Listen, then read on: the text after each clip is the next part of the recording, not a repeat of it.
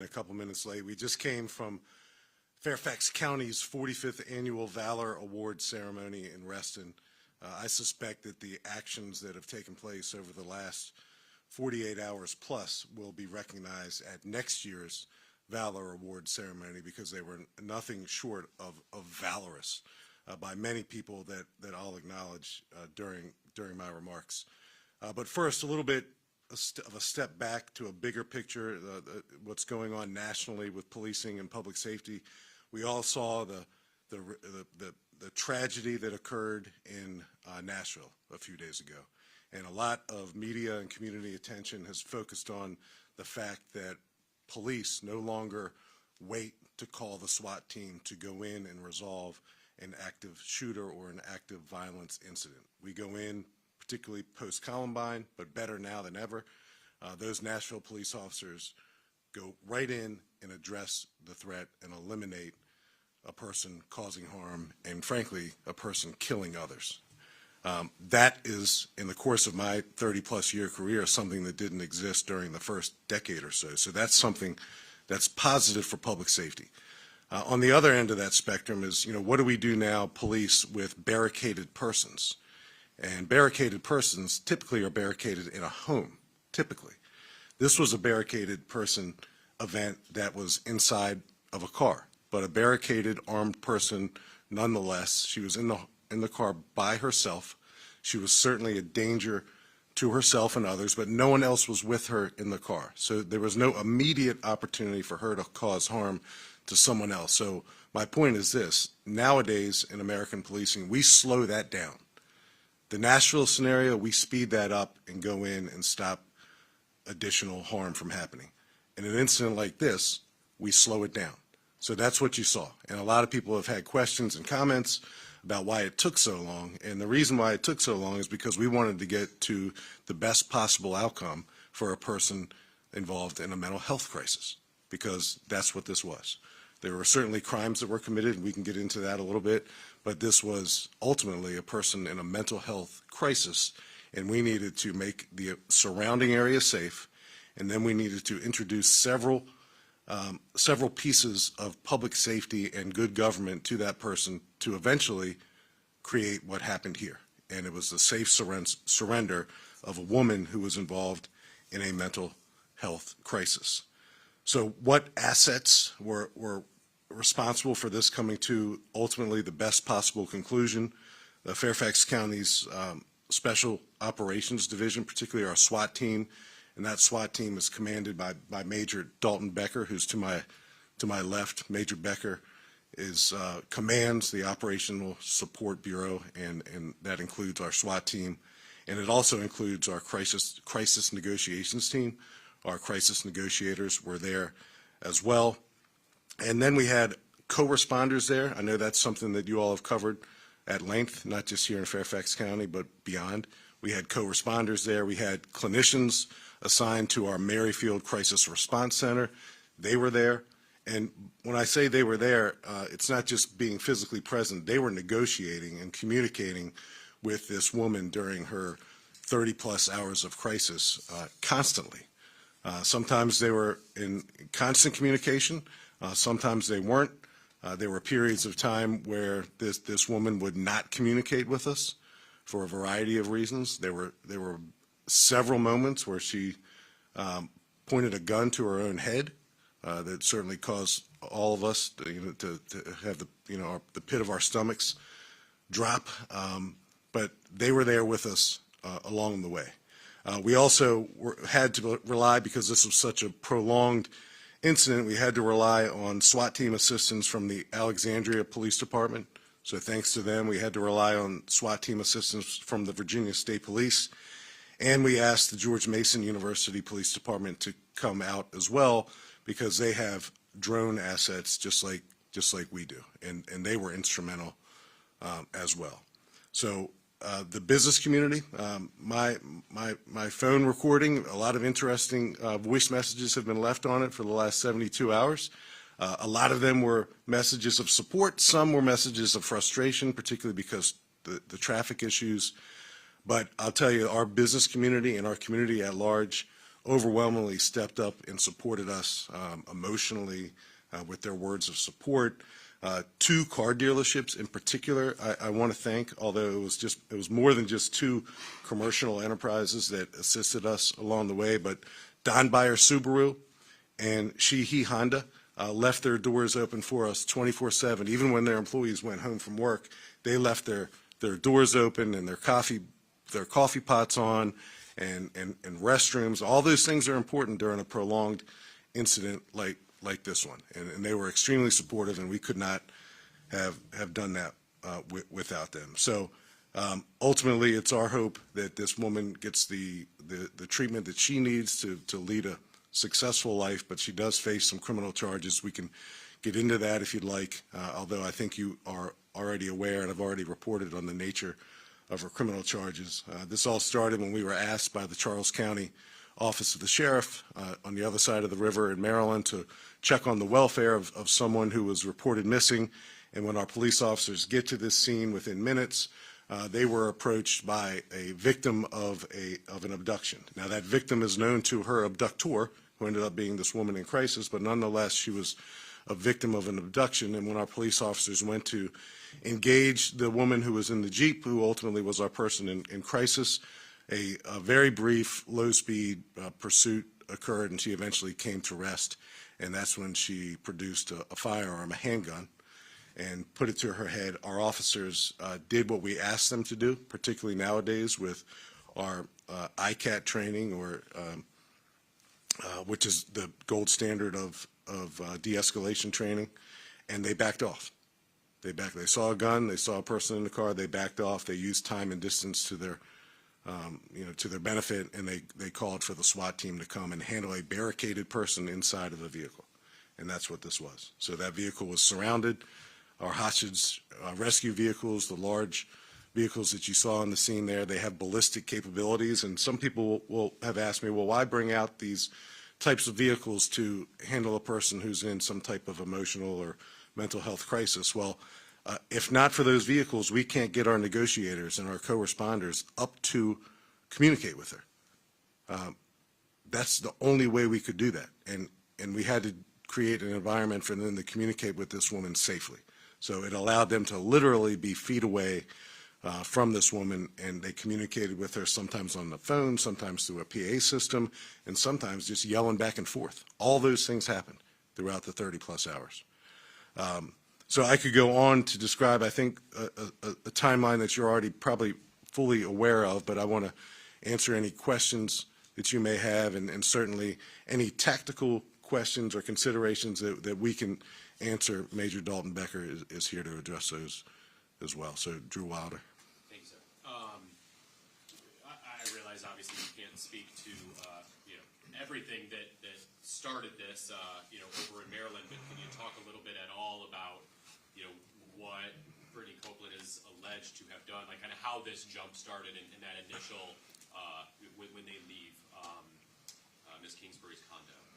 I'd say it starts probably before that, on Friday, the March 24th, when Brittany and the victim, who's known to Brittany, leave their apartment together in Laurel, Maryland. I'm not sure. Laurel covers 3 different jurisdictions: Howard, Prince George's, and Anne Arundel. I'm not sure exactly where in Laurel it happened, but that was caught on a Ring camera. And then on Sunday, the 26th, the victim's mom, and we're not identifying the victim because she's a victim, the victim's mom files a missing persons report with Laurel PD.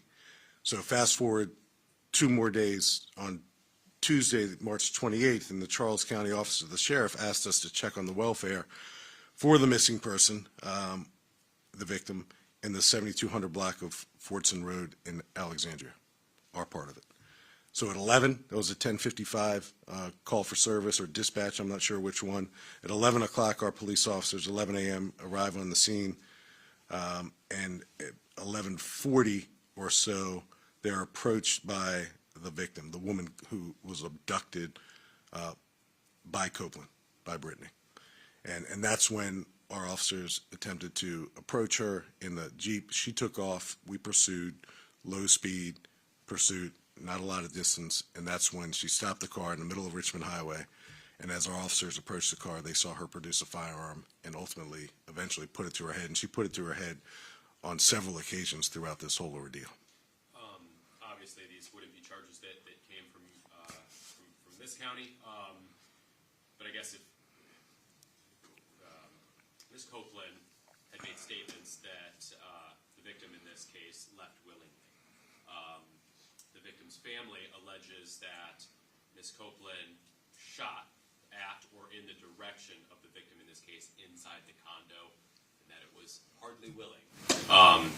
Which, I mean, can you speak to that at all? Yeah. If you get an abduction, you got it, I guess. So in retrospect, I certainly know all those things are being talked about, but the city of Laurel PD, has warrants on file where this all started for 2 counts of kidnapping, home invasion, assault first degree, assault second degree, burglary third degree, use of a firearm and commission of a felony, handgun on a person, loaded handgun on a person, and false imprisonment. So Laurel PD pursued those criminal charges and secured those criminal charges so they can speak, I think, to the nature due of those criminal charges. But Fairfax County charges include 2 counts of abduction, 2 counts of the use of a firearm and the commission of a felony, and 1 count of a felon in possession of a felony. But certainly we get contacted every day by outside jurisdictions who have warrants on file. So if part of the retrospective examination from your perspective includes the nature of those criminal charges, I'm sure Laurel PD would be happy to answer those. Can you expand a little bit on the co-responder program and, kind of help people understand a little bit more, why that's a priority for the county, why it's a priority for the department, and why that should be something that the community celebrates? Well, I'll kick it off, and then I'll ask Major Becker to come up and offer some very specific examples of how meaningful it is.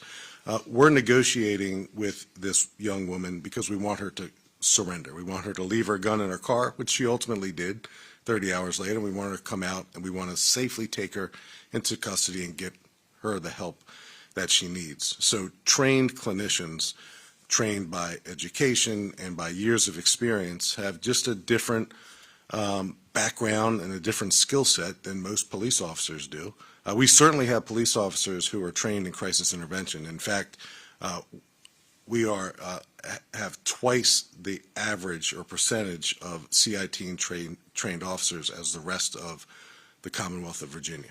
So we're well over 40% of our officers are CIT trained, but CIT trained pales in comparison to being a certified clinician and someone who's educated and experienced who does nothing but deal with persons in crisis. We occasionally, if you're a CIT officer, will deal with a person in crisis, but it's not your full-time job.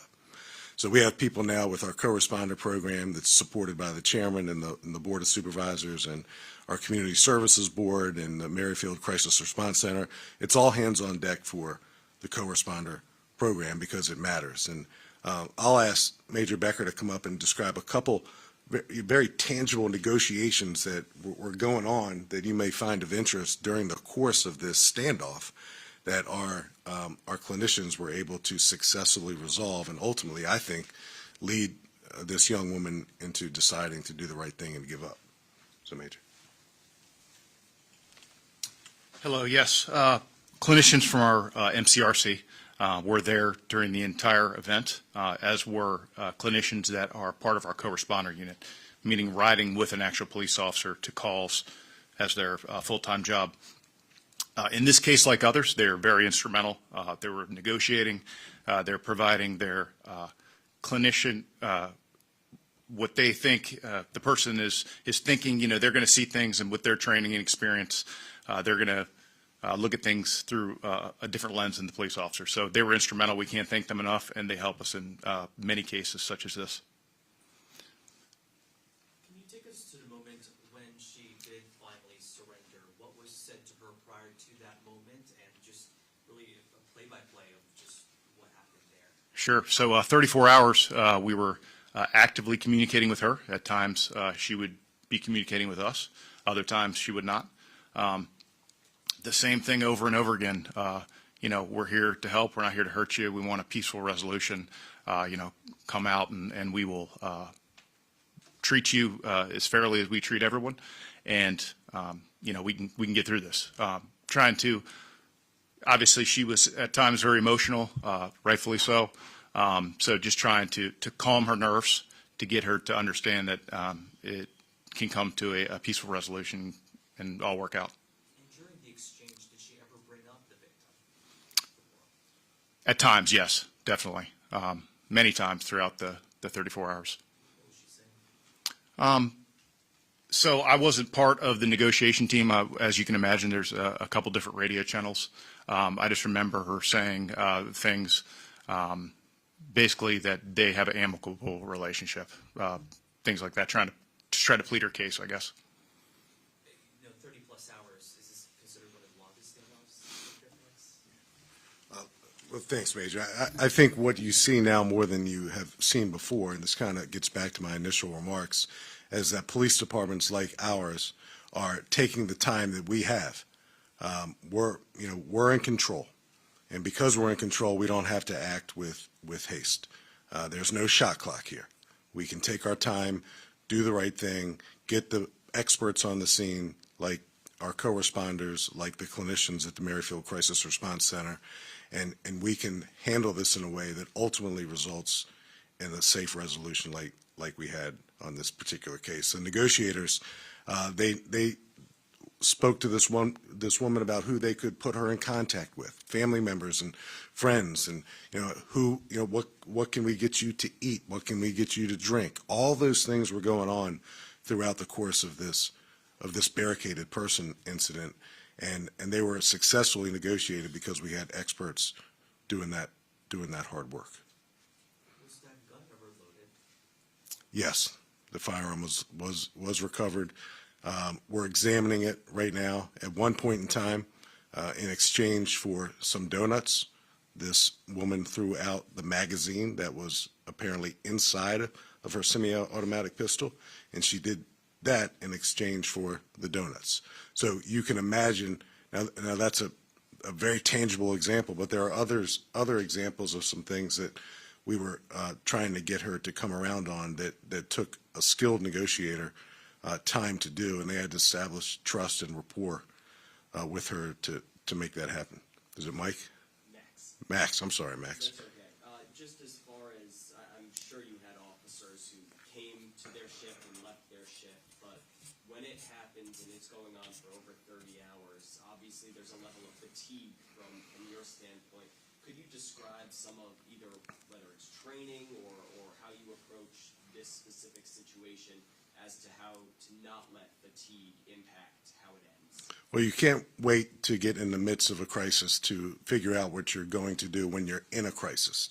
So all the police departments in Northern Virginia and the National Capital Region, the DMV and beyond, have memorandums of agreement that exist, mutual aid agreements that exist. The National Capital Region Council of Governments, or COG, handles a great deal of those mutual aid agreements. So we knew going into this that we can only leave our SWAT team and our negotiators and even our traffic enforcement division, our motorist officers and patrol officers, we can only leave them out there for so many hours before we get them relieved, because fatigue is our enemy, not just physically but mentally and emotionally. So all those things were accounted for from the very moment we got there and started dealing with this situation. And from that, we were first relieved by Alexandria PD SWAT. When we came back, we were then relieved by the Virginia State Police SWAT. And we were able to use our internal personnel, whether it's traffic division, motors, or patrol officers, to relieve the many officers who were on the perimeter. And a lot of folks will ask, why was such a long stretch of Richmond Highway shut down? And I think it was about a mile or so. I was out there, and I think it was about a mile. You can imagine, you have to think worst case scenario, if shots are fired, how far can that bullet reasonably travel, and what or who could that bullet come into contact with? So all those things are considered when a perimeter, an inner perimeter and an outer perimeter, are established. And I think, and Major Becker was the incident commander, I think that we handled this very well, and in terms of our not just interactions with the barricaded person, but with our inner and outer perimeters and our relationships with the business community and the community at large. I guess kind of True. to that point you made there at the end, and I don't want to make a bad comparison here between, another recent incident, but, to those folks that were upset or felt that, it was impacting them, and it was impacting their lives to some extent, but this is a case of it going the right way, right? And Right. This is the Right. most desirable outcome, sure, if it would have ended shorter, right? But Right. this is what you're working towards. Absolutely, Drew. And, I listened to most, if not all, of the voice messages that were left. And I know people get caught up in a moment. And if any of our lives are disrupted and our habits and our routines, it gets us out of sorts a little bit. But imagine if that were your sister, your mother, your daughter. I think if you put yourselves in the shoes of that family, you would be exhibiting more patience. And certainly the vast majority of people that we've come into contact with applaud the patience. They don't want us rushing in. They want us to be thoughtful. They want us to slow it down, use time to our advantage, use distance to our advantage, and I think we did all those things. Max, Off that last point. and then Megan. I see you over there. Off that last point again, you mentioned time and distance. That's what you said as far as you get to that spot on Richmond Highway and you saw that the woman had a gun and no shots were fired. There was no exchange. You mentioned time and distance. Could you go through those initial moments and sort of how it came that it remained peaceful and started peaceful at the beginning? Yeah, well, it's something that we're routinely very good at, both as a police department, and our profession is increasingly improving as well, is taking advantage of training that exists under the umbrella of integrating communications assessment and tactics. It's known as ICAT training. It's been around since 2015 or so, and it encourages police officers to take advantage of distance if they can, and take advantage of time. I know when I was trained as a young police officer, it was get there in a hurry, handle it first, and often don't wait for backup, because sometimes waiting for backup 30 plus years ago was a sign of weakness. So our profession has come a really, really long way. And, we really have ingrained in our culture that waiting for backup and asking other parts of our agency to help is something that's not only a good thing to do, it's required, and we train to it as well. Megan? Is Ms. Copeland, is she being treated for any medical conditions, and where is she right now? I believe, and I'm looking for a head nod confirmation, she's at the Adult Detention Center in Fairfax County.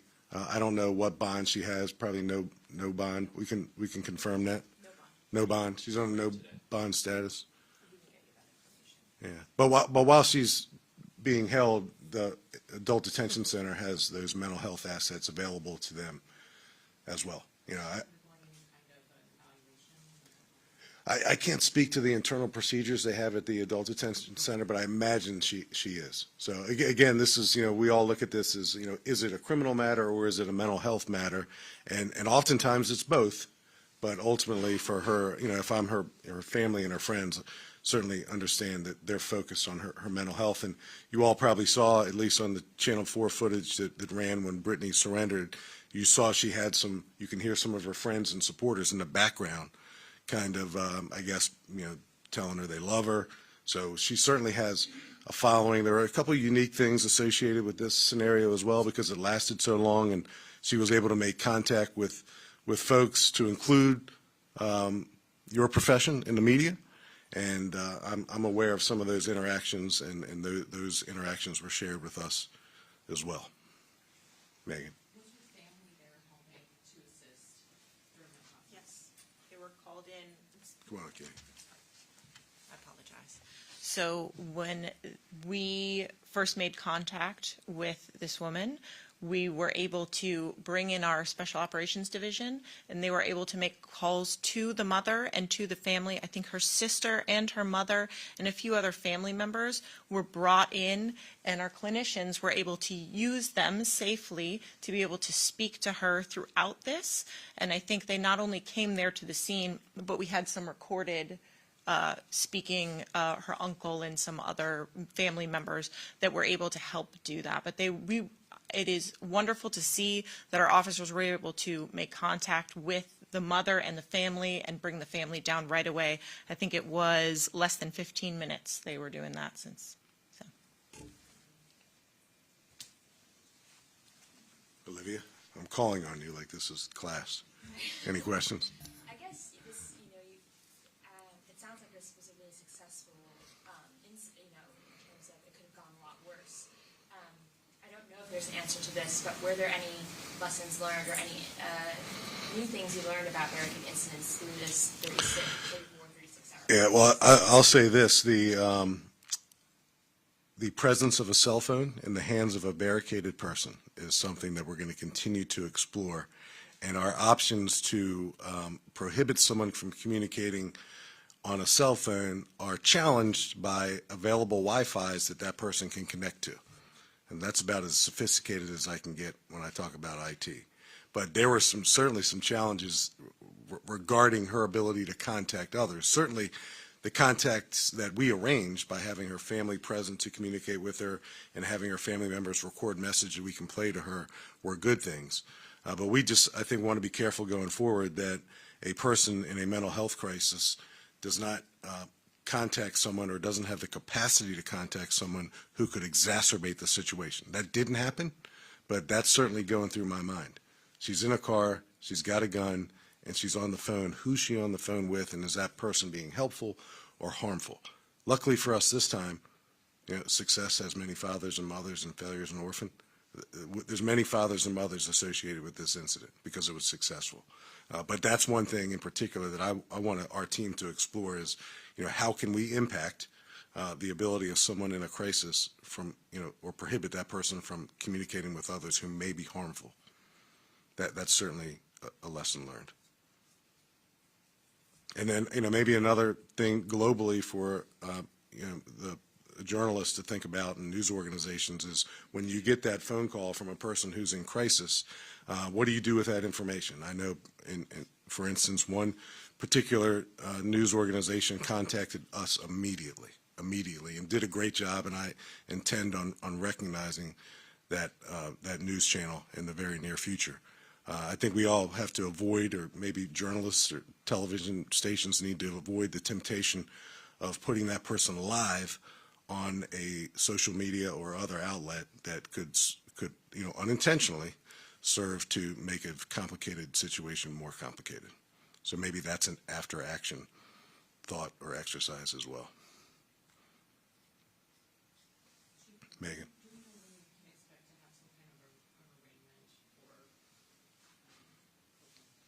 We can get you that information. I don't know exactly. We'll double check. Olivia.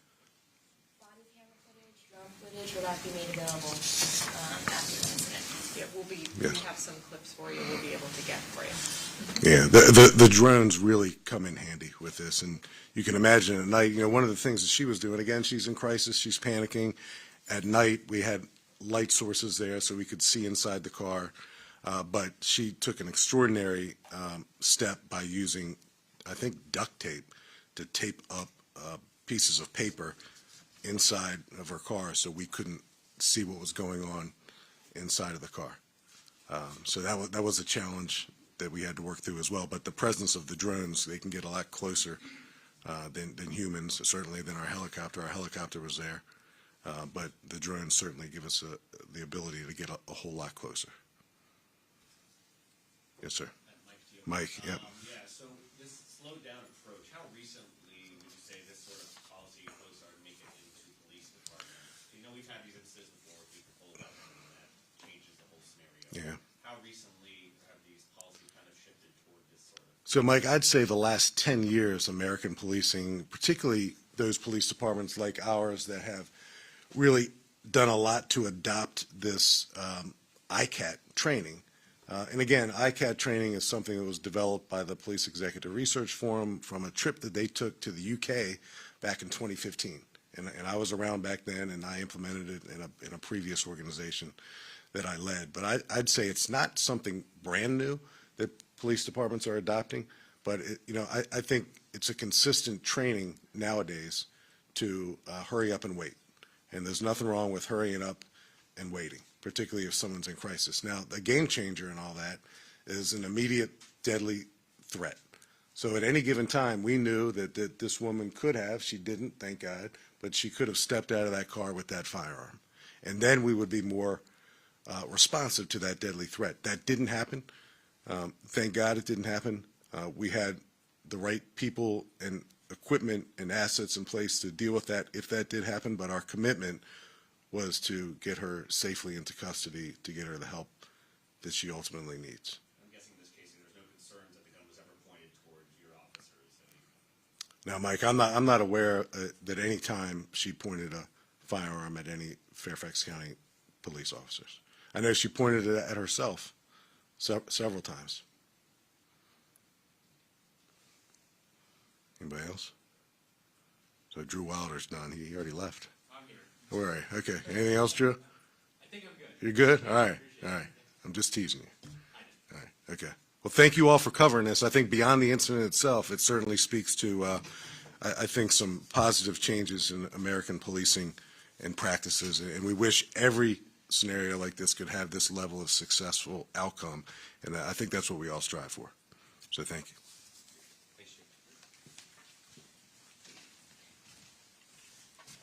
And for everyone who doesn't have, we will be able to provide some pictures and video, and we'll get that to you. Just let us know if you haven't gotten that already, and we'll be posting that blog soon.